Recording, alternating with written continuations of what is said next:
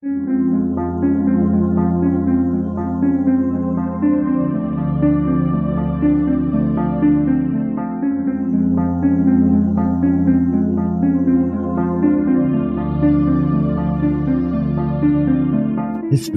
tells the story of the world and of our lives.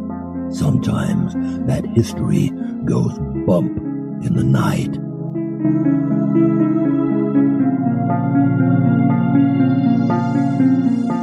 Broadcasting from the center of oddity and the supernatural in Central Florida, it's the History Goes Bump podcast.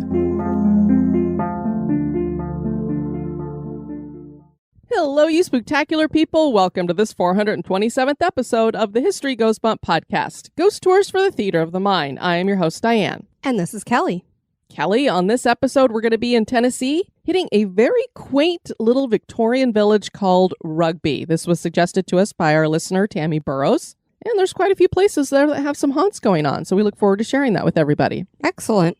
We also want to share that History Goes Bump has expanded its production. We have another podcast. We started the Ghost in You podcast, which features some of the bizarre and odd stuff in the Bible last April of 2021.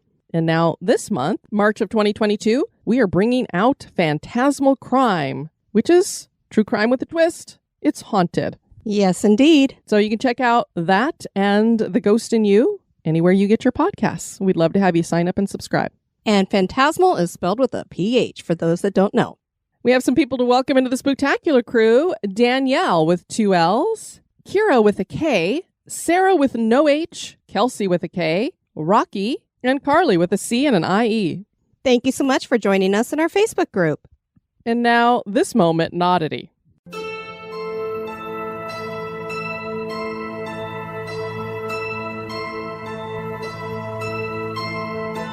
Canada has its own version of the Grand Canyon. This is called the Nahanni Valley, named for the river that runs through it. The valley is filled with deep canyons and beautiful trails. The water features whitewater rapids and hot springs. The area is accessible only by foot or plane or boat. This is all nice, but what really interests us about Nahanni Valley is that it is nicknamed the Valley of Headless Men. And for good reason. Brothers Willie and Frank McLeod set off on a quest for gold in 1908 in the valley. Their bodies were found 2 years later on the banks of the river. They had been murdered and decapitated. Their heads were never found. Martin Jorgensen met the same fate 9 years later.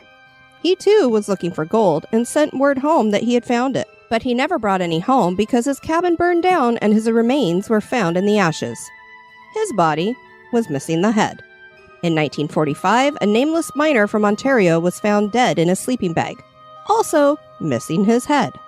The Nahanni Valley is thought to be a sacred place. For these men, it was a deadly place. Who killed them and why their heads were taken has remained a mystery, and that certainly is odd.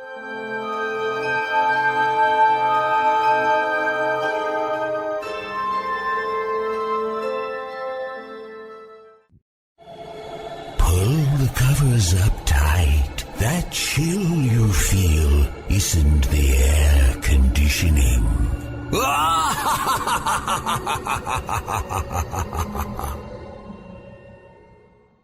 And now, this month in history.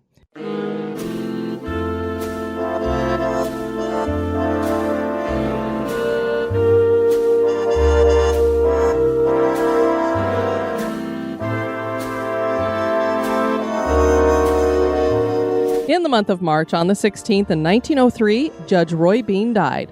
Roy Bean was born in Kentucky in the 1820s, and he spent much of his life in trouble. Much of this trouble entailed shooting people. First, there was the guy he shot in a Mexican bar. Bean ran away to San Diego, where he ended up shooting another man during a quarrel. He made his way to Los Angeles, where he killed a Mexican officer in a duel over a woman. The officer's friends hanged Bean, but the rope wasn't set quite right, and he lived long enough for the woman he was fighting over to cut him down. Next, he was off to Texas, where he actually stopped his life of crime and became a successful businessman. In 1882, he built a saloon in southwest Texas that he named the Jersey Lily in a town he founded named Langtree, both inspired by the actress Lily Langtree. Bean had seen the actress in a magazine and he liked her. At that same time, he became a justice of the peace, and he dealt out some humorous and bizarre rulings as the, quote, only law west of the Pecos. He fined a dead man $40 for carrying a concealed weapon and threatened to hang people for using profane language. He chose jurors from his best bar patrons, and they were expected to buy drinks when in recess. He ended every wedding he officiated with, quote, and may God have mercy on your souls. He died at the age of 77 after a bout of heavy drinking.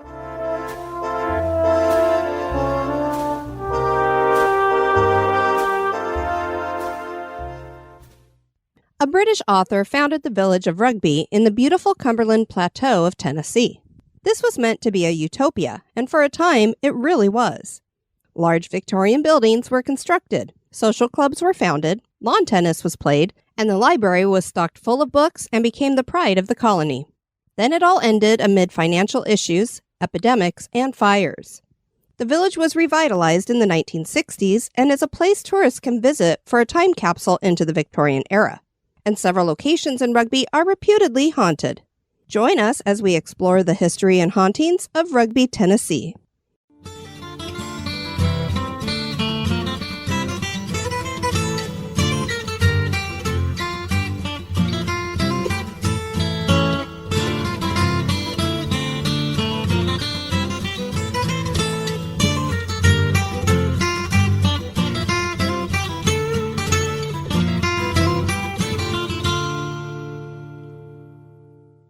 British author Thomas Hughes was a social reformer with a vision.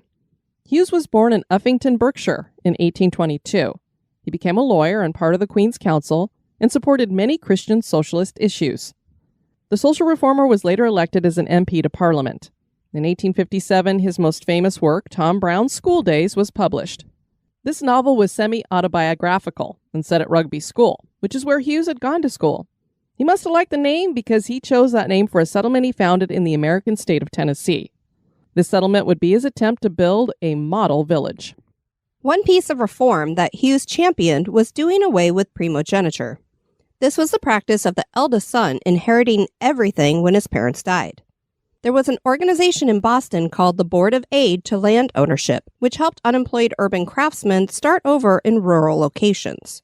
Hughes heard about the group's work, and he thought the same kind of idea could work for Britain's second sons. Thomas Hughes encouraged many of the younger sons of British families to immigrate to America and find success through building his agricultural community. This would work as a cooperative enterprise. The site for Rugby was chosen because the Cincinnati Southern Railroad had completed a line through this area of the Cumberland Plateau to Chattanooga. Hughes dedicated the Rugby colony on October 5, 1880. A man named Franklin W. Smith laid out an early plan for Rugby. The first frame structure built was known as the Asylum. We're going to name the first place the Asylum. This sounds like it's right up our alley. It's Victorian and has an asylum as the first building. Although it wasn't an asylum, they just called it that. Several other homes were built as well as a 3-story inn named the Tabard Inn in the first year. Croquet courts and lawn tennis courts were built, and a walkway dubbed the Meeting of the Waters was laid out. The sale of alcohol was banned, and all colonists were required to invest $5 in the commissary. A church was built primarily for the Episcopal Church, but any denomination was allowed to gather there. Literary societies and drama clubs were founded, and the Thomas Hughes Public Library was open with thousands of tomes to peruse. Over the next couple of years, stables were built as well as sawmills, a drugstore, a general store, a butcher shop, a dairy, and many more Victorian homes. 300 people called Rugby home, and they enjoyed their culturally refined lives in a beautiful wooded setting. Sounded like bliss, but there were many problems that would beset what was supposed to be a utopia of Christian socialism. Those English second sons didn't know much about manual labor or farming. The soil of the Cumberland Plateau was not good for growing crops either. In 1881, typhoid came calling and surged through the village. Shortly after that, fighting over land titles led to lawsuits. The Tabard Inn burned down in 1884. Another hotel was built on the spot, but it would burn down in 1899. Not a good spot to build. No, definitely not. Soon the earliest colonists started leaving for greener pastures. Many would think that Hughes would be depressed with what was happening to his vision, especially after pouring $75,000 into it. But he remained hopeful, writing in 1896, "I can't help feeling and believing that good seed was sown when Rugby was founded, and someday the reapers, whoever they may be, will come along with joy bearing heavy sheaves with them." Well, at least he thinks positively. That's true. It's a good outlook to have. The village was never completely abandoned, but the population dwindled considerably. Most residents from the turn of the century to the 1960s were descendants of the original colonists. There were some Appalachian families, too. By the 1960s, Rugby was in a sad state, with many of the Victorian buildings in disrepair. Some had burned down, and others had been demolished. A young man named Brian Stagg visited the village, and he saw a future for it that didn't include complete demolition. He wanted to bring it back. In 1966, Stagg started the Rugby Restoration Association, and he and several locals started the work of restoring the community. The U.S. Army Corps of Engineers worked on a master plan for Rugby that would make it the southern gateway for a new park. This would be the Big South Fork National River and Recreation Area. Stagg was able to get Rugby Village on the National Register of Historic Places in 1972, and it's known as the Rugby Colony Historic District today. The organization changed its name in 1982 to Historic Rugby, with Brian's sister, Barbara Stagg, now at the helm. She and her husband, John Gilliatt, served as property managers and spent 32 years getting a spotlight on the village and updating by building a new visitor center and theater, and founding Beacon Hill, which was a housing development. Much of the acreage around the village has been protected because of Barbara and her nephew Michael's work, and they built the Massengale Home Place and Trail in the Rugby State Natural Area in 2010. Barbara retired, and the board of directors now handles the work of restoration and special events. There are many sites to check out. The Visitor Center is Rugby's restored schoolhouse and features a century of the village's history.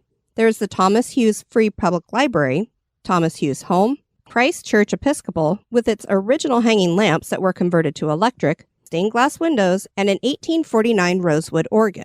Laureldale Cemetery, the Rugby Commissary where one can find handmade crafts and books, the Harrow Road Cafe, the Pioneer Cottage, and 6-bedroom Newberry House bed and breakfast. And there seems to be spirits who have decided to continue on in Rugby in the afterlife.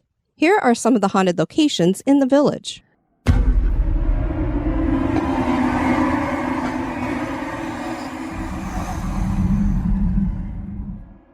First, we have the Kingston Lyle Inn. This was built in the Queen Anne Gothic style. It's 2 stories, and this was the former home of Thomas Hughes. He didn't live in the village very often. He was over in Britain most of the time. I believe his mother came over here, and she mostly lived there. The home is surrounded by a white picket fence and has a stone path leading to the front porch. The name comes from the village of Kingston Lyle in the Vale of White Horse in Britain. Hughes might still be in the home. People report hearing disembodied snoring. I love that. And the ghost likes to pull the blankets off of guests.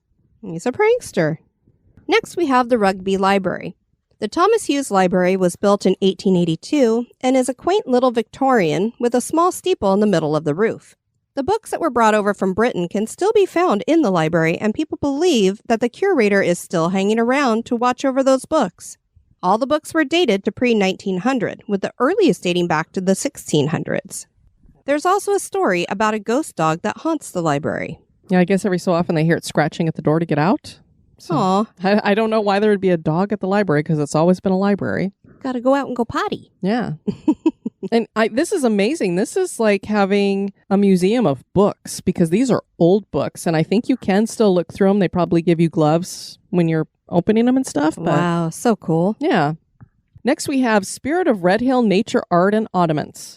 Artisans Donna Hefner and Annie Patterson own the Spirit of Red Hill, which is a shop that features artwork, antiques, and fine crafts. There's also a room for rent called the Benstead Bedstead. Ha ha ha. Little alliteration there. The site was originally home to the Alexander Perigo House, which has been rebuilt here. That original structure was a boarding house first run by the Samuel Alexander family in the 1890s. The next proprietor of the boarding house was Winfield Scott Perigo and his wife, Ora. There's a spirit that haunts the location. A guest had come down after spending the night and claimed that she had a strange dream. A priest was in the dream, and he was teaching the guest how to play cricket. Usually you don't find priests Unusual. teaching cricket, but okay. Patterson took the guest into another room and showed her a picture of a priest who had lived in Rugby. The guest immediately recognized the man as the priest in her dream. Wow. That is pretty cool. Usually dreams I kind of poo-poo, but that seems very interesting. And now on to the Roslyn House, which was built in 1886 by Montgomery Boyle, who is related to the 7th Earl of Glasgow. He rented the home to Mrs. Richard Tyson of Baltimore, who brought her son, Jesse, and daughter, Sophia, to Rugby with her. Mrs. Tyson enjoyed a good party, and she hosted many of them. She's the one who named the house Rosalind, inspired by her ancestral home in Scotland. She planted an elaborate garden around the house. There was a road called High Street that Jesse would race down with a carriage pulled by a team of 4 horses. He often would race all the way to Sedgemoor, where the Cincinnati Southern Railroad was located. Jesse seems to have left behind a residual spirit. Visitors have reported hearing the sound of a team of horses and carriage racing along the road. Occasionally, the carriage and horses are seen, and they disappear into the nearby woods. The house has a spirit, too, that is heard sobbing.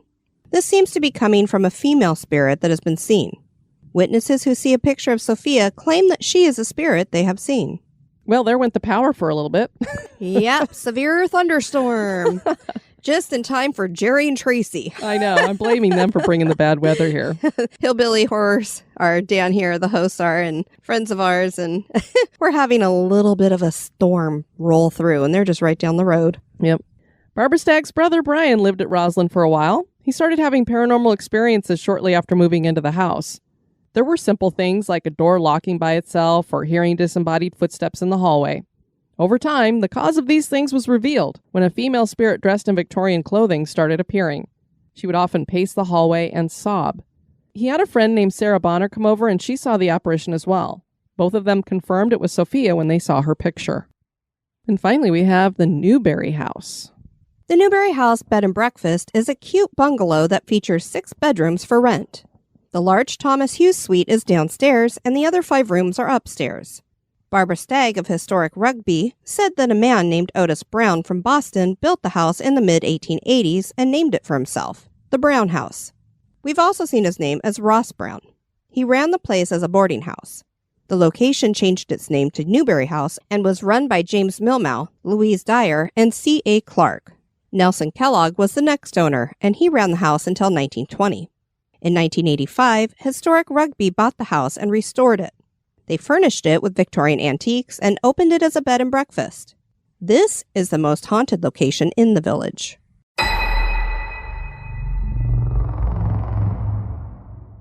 The laughter of unseen children is heard in the house. The most common experience guests have had is being awakened in the middle of the night and finding the spirit of a man standing near the bed. Who is this spirit? The Tabard Inn had burned down and was rebuilt, and a Mr. Davis was hired to manage the rebuilt inn. He moved to Rugby from Buffalo, New York with his wife. The Tabard was the social center and often hosted dances.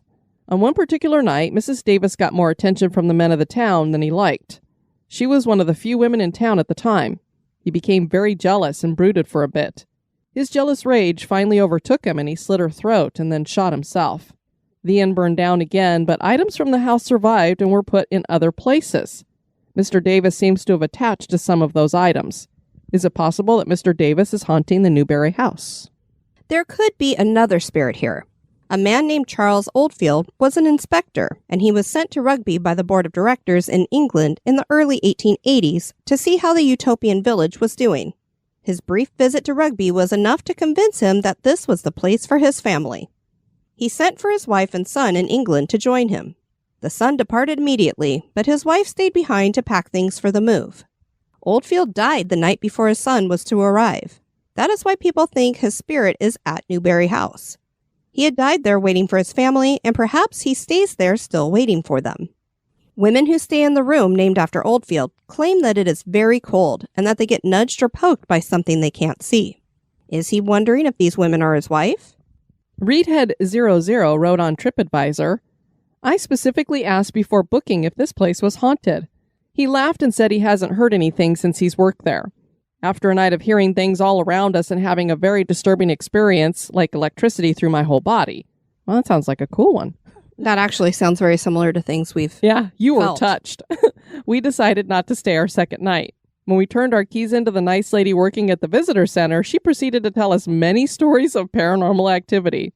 Like I said, this is supposed to be the most haunted location. The guy says, oh no, I haven't ever heard of anything. Not being very transparent there. No, must have wanted to rent that room. No full disclosure. The area is beautiful, the people exceptionally friendly, and the buildings are amazing, but do not stay at the Newberry if you are even a little sensitive. You will not sleep. Uh-oh, Kelly. I still want to go there. Phantom Paranormal Investigations did an investigation at the Newberry House in February 2021. They set a REM pod up in the dining room that went off, and then again when asked to make it go off again. The device went off repeatedly and for long periods, until one of the investigators asked if the spirit wanted to answer some questions. She said, "If you want to answer questions, turn on the REM pod." The REM pod went quiet. Apparently, on a previous visit, a device they set on a chair went flying across the room. Yeah, it was so funny. They'd be in another room and the REM pod would be going off. So they'd go in there and it would just be like, meh, meh.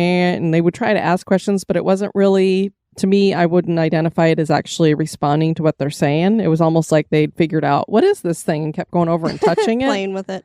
And then when she finally asked, do you want to answer some questions? It was like, no more noise. No, I don't want to talk to you. So, Kelly, not only did Tammie suggest this to us, but she also got a hold of some of the pages from a book that they keep on site at the Newberry House, where people who stay there share their experiences. Very cool. On October 26th, 1997, so these go back quite a ways. Before I came here, I didn't believe in ghosts, but after 2 days in Newberry House, I truly believe, and I will never be the same. We went to bed about 1 a.m., an hour after the witching hour. We had just dozed off when I felt we were not alone anymore. I sat up in the bed, and there in front of the window facing the street, I could see her standing there. I blinked my eyes a couple of times just to make sure she was there. She was. We'd put candles in each window, and though I could still see her, I could see the flicker of the candle. She was pale and dressed in a pale pink gown. I was frozen in fear and couldn't speak. I couldn't even move to wake my friend sleeping next to me. She never moved, but stared at us with piercing eyes. Then as quickly as she came, she went. Sunday as we left, I looked back up at our window. It wasn't light yet, and there she stood in the same window looking as though she knew I was leaving. She looked sad, which I didn't understand, but I think she knew I would never return to Newberry House. Oh my. That would make me want to come back. I know, exactly. July 24th, 1998. The ghost is very mischievous. The fire alarm went off during the night and had us all up running around looking for the cause. January 1st and the 2nd in 2000. My wife swears she heard the ghost on the stairs last night. I think she's a little less rested today than me. Possibly. I can't believe she didn't wake you up. September 21st of 2000. We had a lovely time, came to celebrate the birthday, and it was a surprise and a pleasant one. Enjoyed walking around and seeing the old sights. Watch out for the ghost. Only comes out at night, and boy, the eerie noise it makes. October 28th of 2001. This has been an amazing visit. My parents have told me how wonderful this place is, and they were right. I came with a group that does scientific research, and boy, did we get results. Sleeping arrangements were moved because we had quote-unquote visitors in rooms 2 and 3. Room 1 was quiet. Held a seance later and had another visitor. Very angry feelings were with this visitor. They were not angry with us, but with their situation. Did they know you carried on a seance in there? I might not be happy you did that. That was my question. April 22nd, 2003. Quite an interesting night. The bullfrogs and the other critters made me feel at home, but Mr. Oldfield did not, as he invaded my dreams and then paid a visit during the wee hours of the morning. Though it was comforting to hear the house settle around us as we went to sleep, every creak seemed to catch my attention. Maybe next time I'll try a different room. June 4th, 2003. Strange doings last night. My room door locked itself. I was down in the parlor at the time. And a glass of water was in my room that hadn't been there when I left it. Also, a window shade at the front of the house was raised when I left, and it raised when I returned. So I'm assuming he's seeing it raising? I don't know. That's strange. Door opening and closing sounds from room number 2, which I know was empty. When I would look, no one was there. I'm leaving. Can't sleep. Hearing voices and musical chimes. Light by my bed keeps turning itself off. Room gets very cold, then back to normal. Maybe if they'd used better punctuation and grammar, they wouldn't have had so much trouble. Possibly. Definitely I wouldn't have had as much trouble reading it. May 30th, 2011. My wife and I were staying in Newberry House for the second time in 2 years. We are here for a funeral in Jamestown. A strange episode occurred at about 3 a.m. as we stayed in room number 5, the Kellogg room. It first started with the door downstairs shutting. I believe it was the front door, but it woke me. I heard someone coming up the stairs and walking to just outside our door. I waited for a knock on our door, but it never came. I heard someone turning our doorknob, and I asked who was there, but received no reply. But they kept trying to open the door. At first, it was gentle turns to the knob, but slowly became more aggressive. I finally yelled out of fear through the door for them to go away. The doorknob kept turning, and the top of the door began to bow inward. What?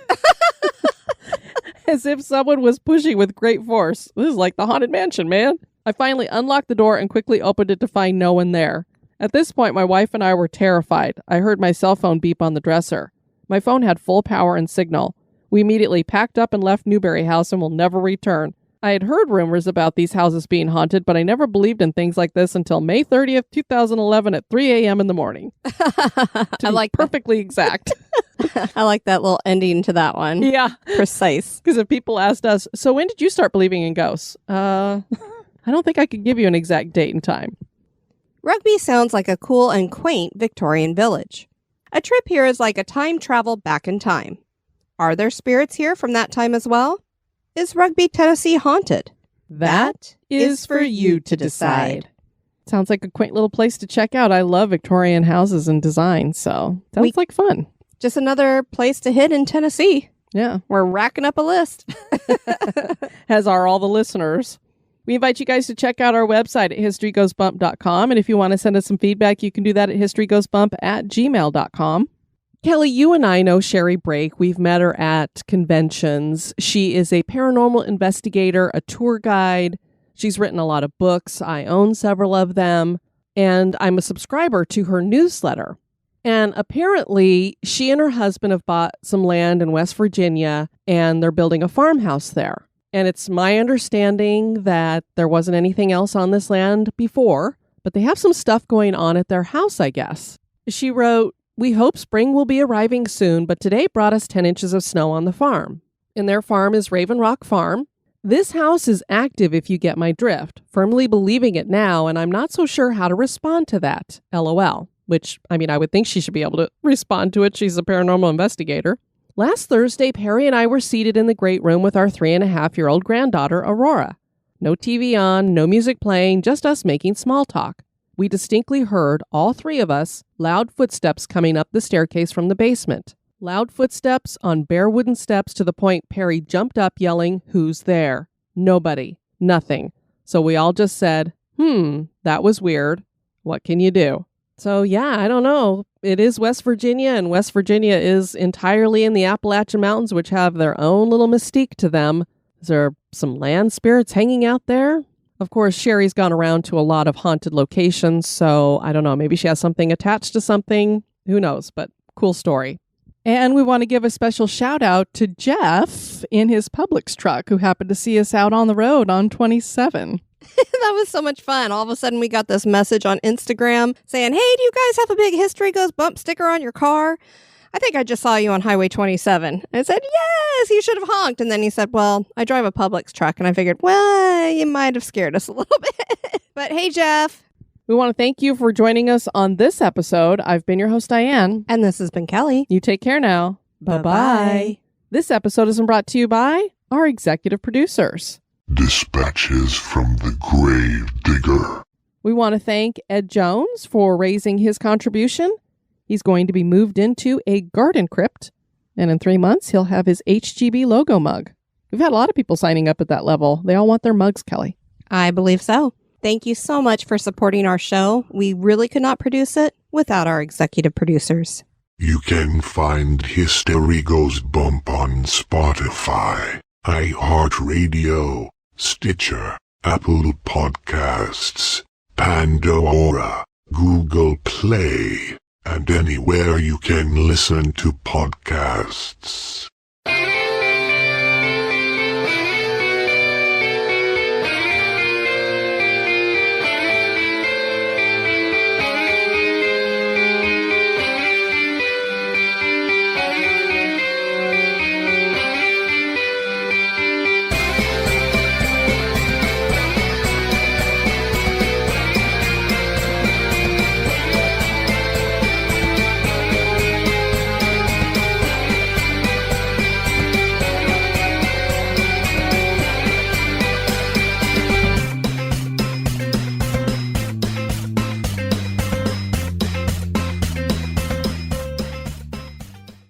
The water features white water rapids. Brothers Willie and Frank He died at the age of 77 after a bout of heavy drinking. Oh my gosh, he sounded like quite the character. I know. Can you imagine? Instead of, "I now pronounce you, madam wife, God have mercy on your souls, man." And the library was... The library was... Sounds like a pretty crazy place, that library. This novel was Autobiographical.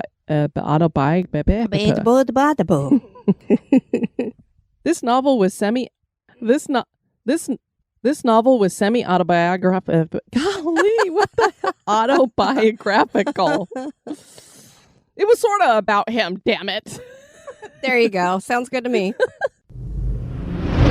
This settlement would be his attempt to build a model village. Is that a model like out of Legos? Paper? How do you build a model village? Plastic? Oh my gosh. A little bit of glue? Paint? Epoxy. Resin. Between the thunder and the bird squawking, I just don't even know right now. Yeah, we've got, and don't forget, we have the emergency weather alarm going off every 10 minutes. Tornado! A man named Charles Oldfield was an expector? He was an expector. Door opening and closing sounds from I can't say room. A wee. Sorry. I don't know. A trip here is like a time travel. What? Travel time.